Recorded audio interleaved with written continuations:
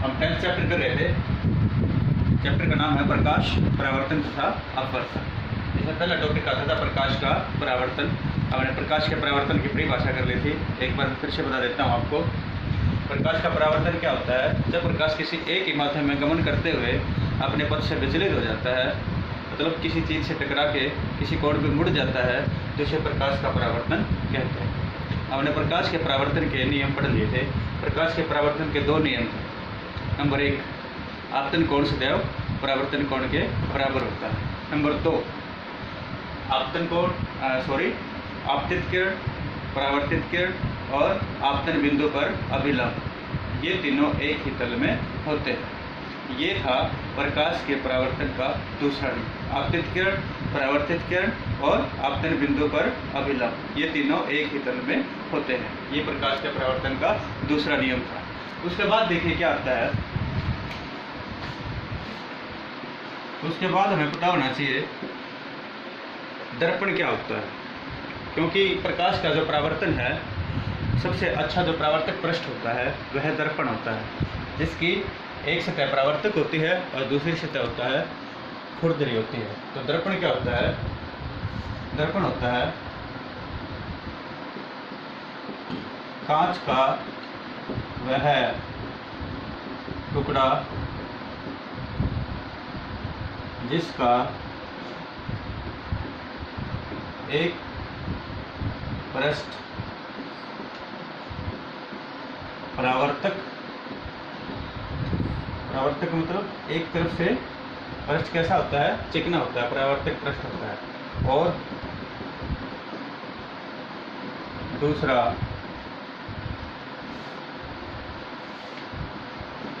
खुरदरा होता है। उसे क्या कहते हैं? दर्पण कहते हैं। तो दर्पण जिसे आम भाषा में हम शीशा कहते हैं, सबने देख रखा है।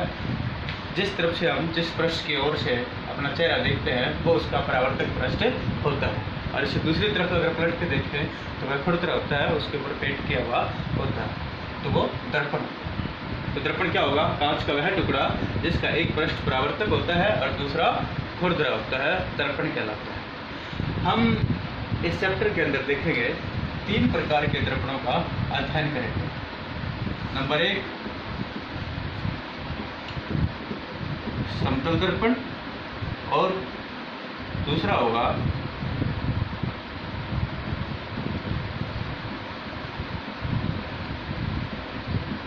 गोलीय दर्पण। गोलीय दर्पण को फिर 2 भागों में बांटा जाता है।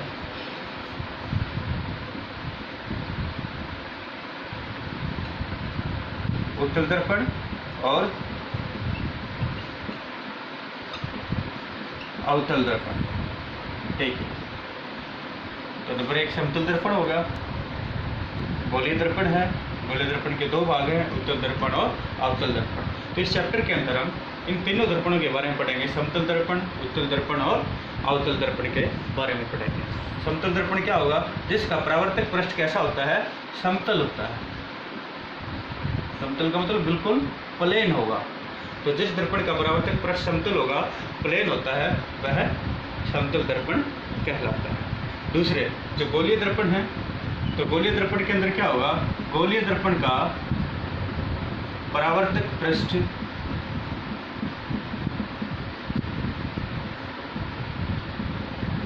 गोलीय होता है।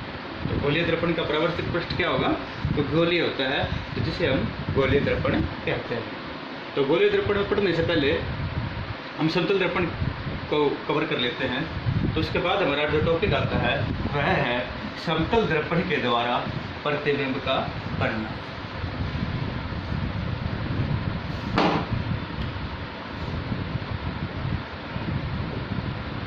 समतल दर्पण द्वारा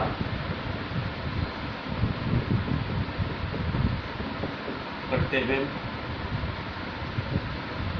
बनना। देखिए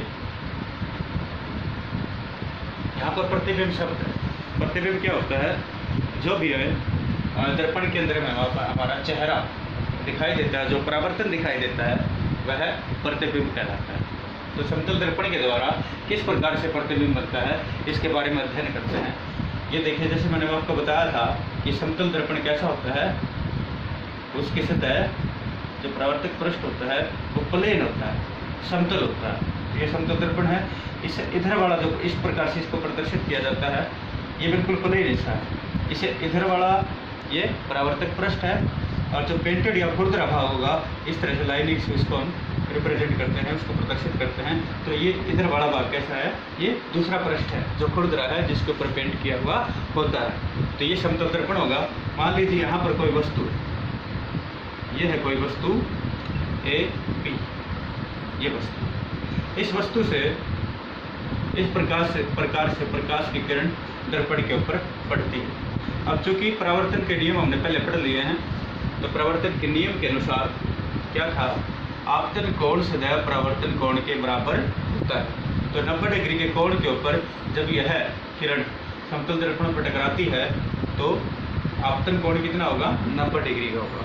तो 90 डिग्री के कोण के ऊपर ही जो प्रकाश की किरण है वो वापस परावर्तित हो जाती है। तो ये किरण वापस इस प्रकार से परावर्तित हो जाएगी, जहाँ से गई वहीं से वापस आ जाएगी। इसी प्रकार से कोई प्रकाश की किरण इस प्रकार से तिर्यक रेखा में टेढ़ी दर्पण के ऊपर गिर सकती है, और यहाँ पर ये अभिलंब माने हम, तो ये अभिलंब से कोण आई बनाएगी, जिसे हम आपतन कोण कहते हैं। तो कोण आई, और परावर्तन के नियम के अनुसार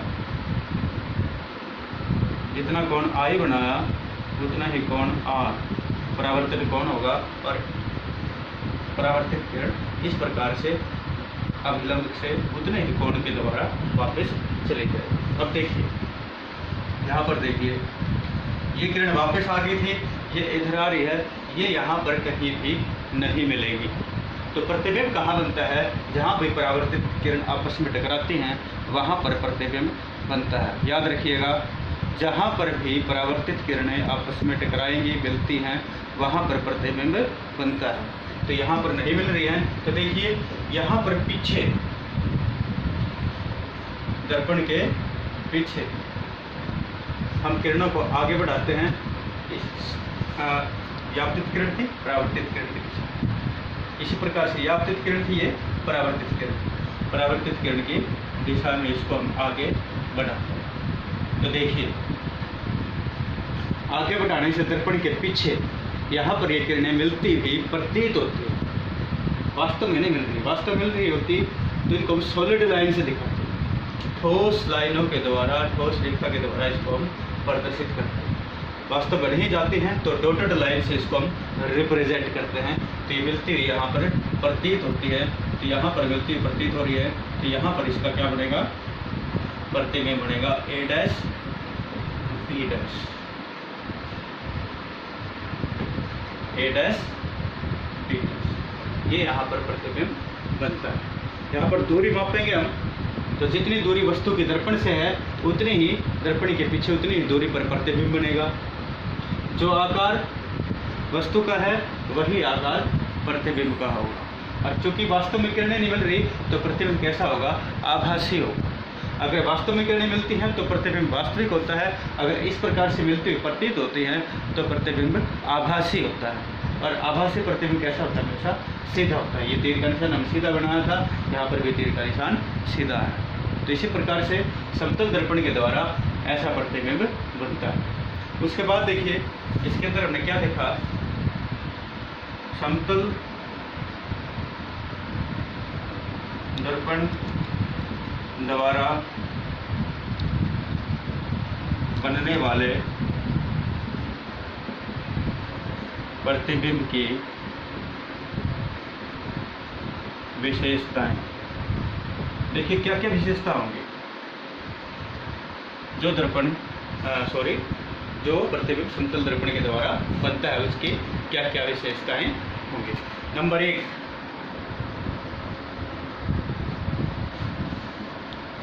वस्तु के समान आकार का प्रतिबिंब बनेगा। नंबर 2,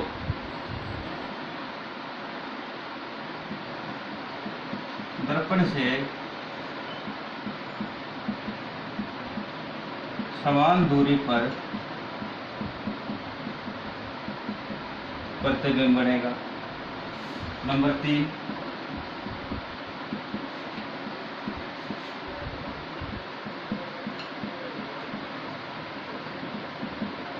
प्रतिबिंब कैसा होगा? आभासी और सीधा होगा। ये 3 विशेषताएं होती हैं, इनको बताता हूँ आपको। वस्तु की समान वस्तु का जो आकार था उसी आकार का प्रतिबिंब बनेगा। पहले पॉइंट का नंबर 2, दर्पण के समान दूरी पर, दर्पण से जितनी दूर वस्तु है उतनी ही दूरी पर प्रतिबिंब बनेगा। नंबर 3, आभासी और सीधा होगा। प्रतिबिंब कैसा होगा? वास्तविक नहीं होगा, आभासी और सीधा होगा। और नंबर 4,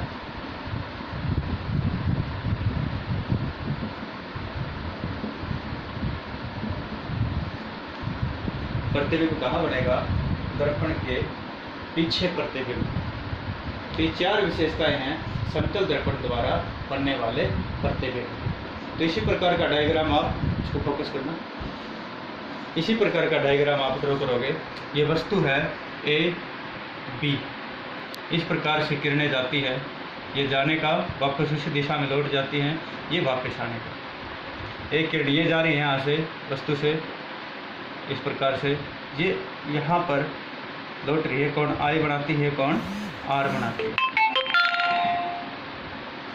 इसी प्रकार से इसको जब आगे बढ़ाते हैं, डॉट डॉट डॉट से बढ़ाएंगे, जो परावर्तित किरण होगी, यहाँ पर जो परावर्तित किरण है इसको भी हम दर्पण के पीछे इसी प्रकार से डॉट डॉट से बढ़ाते हैं। जहाँ पर ये दोनों किरणें एक दूसरे को काटेंगे वहाँ पर डॉटेड डॉटेड हम जितना जो आकार वस्तु का है उसी आकार का प्रतिबिंब बनाएंगे, जिसे ए डैश बी डैश द्वारा प्रदर्शित करेंगे।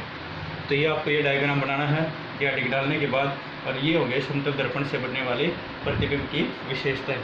वस्तु के समान आकार का प्रतिबिंब बनेगा, दर्पण से समान दूरी पर प्रतिबिंब बनेगा, आभासी और सीधा होगा, और दर्पण के पीछे प्रतिबिंब बनेगा। ये होंगे समतल दर्पण द्वारा बनने वाले प्रतिबिंब की विशेषता।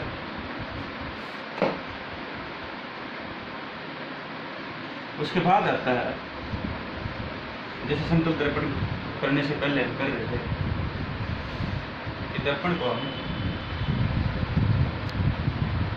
3 भागों में बांटते हैं, समतल दर्पण, उत्तल दर्पण और अवतल दर्पण। उत्तल दर्पण और अवतल दर्पण है, ये क्या थे? गोलीय दर्पण।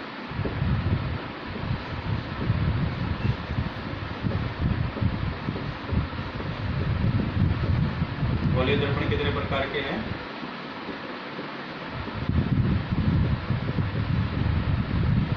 2 प्रकार के, उत्तल दर्पण और अवतल दर्पण। तो पहले आपको पता होना चाहिए गोलीय दर्पण क्या होते हैं। मैंने आपको तब भी बताया था गोलीय दर्पण क्या होते हैं।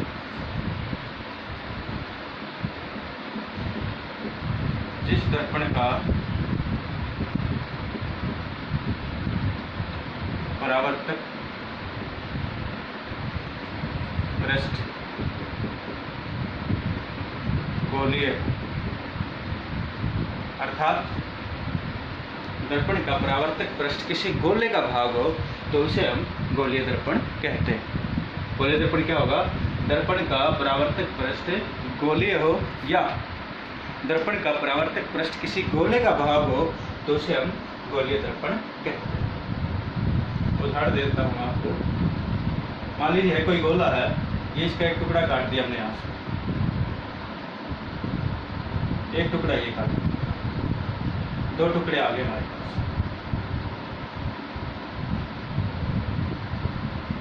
इसका मतलब मैंने आपको बताया था क्या होता है। जिस तरफ प्लेन होता है, ये बिल्कुल ये परावर्तक पृष्ठ है, और जिस तरफ ये लाइनिंग बनाते हैं ये कौन सा है? खुरदरा। एक गोले से एक दर्पण ये बढ़ गया, यहाँ पर बढ़ाता हूँ मैं, एक दर्पण ये, इसका परावर्तक पृष्ठ इधर है और खुरदरा पृष्ठ इधर। इसी प्रकार से इस चित्र के माध्यम से इन दोनों दर्पणों को हम समझ सकते हैं। तो अवतल दर्पण क्या होगा? अवतल दर्पण और उत्तल दर्पण। ये गोलीय दर्पण के दो प्रकार होते हैं। तो उत्तल दर्पण क्या है? उत्तल दर्पण वह गोलीय दर्पण है जिसका परावर्तक पृष्ठ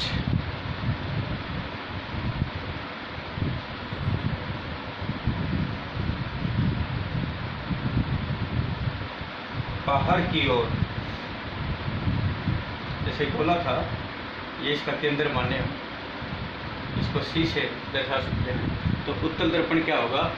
जिस गोलीय दर्पण का परावर्तक पृष्ठ बाहर की ओर मतलब केंद्र से विपरीत दिशा में हो, उसे हम उत्तल दर्पण कहते हैं। आप नोट्स बनाना इसके, मैं परिभाषा लिखता हूँ यहाँ पर। उत्तल दर्पण जिस गोलीय दर्पण का परावर्तक पृष्ठ बाहर की ओर या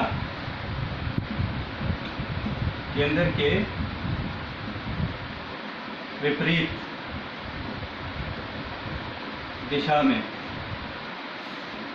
केंद्र के विपरीत दिशा में हो, उसे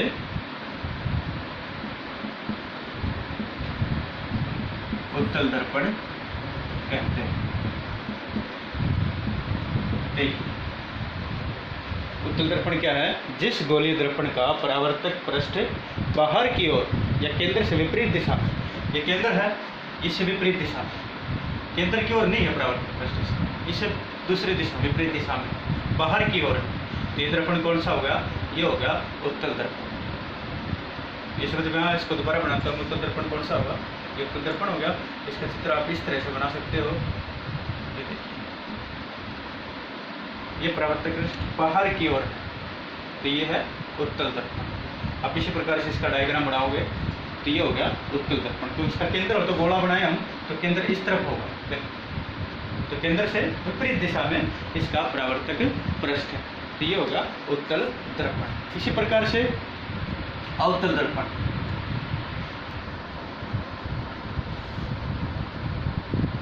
देखिए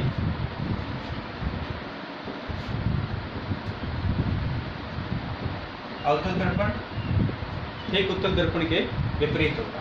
अवतल दर्पण की परिभाषा किस प्रकार से होगी? सॉरी, जिस गोलीय दर्पण का परावर्तक पृष्ठ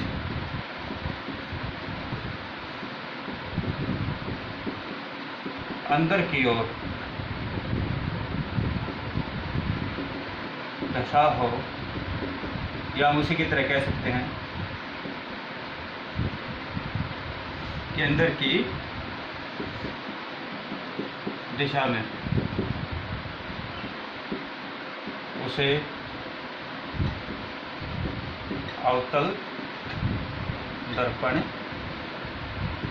कहते हैं। तो इसके विपरीत हो गया।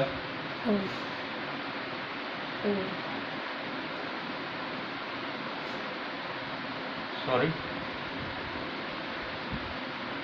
देखिए, जिस गोलीय दर्पण का परावर्तक पृष्ठ अंदर की ओर दशा या केंद्र की दिशा की ओर, उसे अवतल दर्पण कहते हैं। तो इसमें देखिए जो बनाया था हमने पहले, ये दर्पण दिख रहा है आपको, इसका परावर्तक पृष्ठ ये है, इसमें देखिए इसकी तरफ है, ये अंदर दशा केंद्र की ओर, तो ये कौन सा दर्पण हो गया? अवतल दर्पण। तो इसको हम इस प्रकार से भी बना सकते हैं अलग से। मैंने आपको बताया था जिस तरफ हमें लाइनिंग से बनाते हैं, ये खुरदरा पृष्ठ होता है, और इधर वाला कौन सा भाग हो गया? ये हो गया इसका परावर्तक पृष्ठ चिकना भाग। तो ये हो गया अवतल दर्पण। तो इसी प्रकार से जितना आज करवाया गया है, ये आप कॉपी में लिखोगे, इसके नोट्स बनाओगे और इसको अच्छी प्रकार से याद करोगे। और जिसने चैनल को सब्सक्राइब नहीं किया है, वो चैनल को सब्सक्राइब करोगे और वीडियो को जरूर लाइक करोगे। Thank you.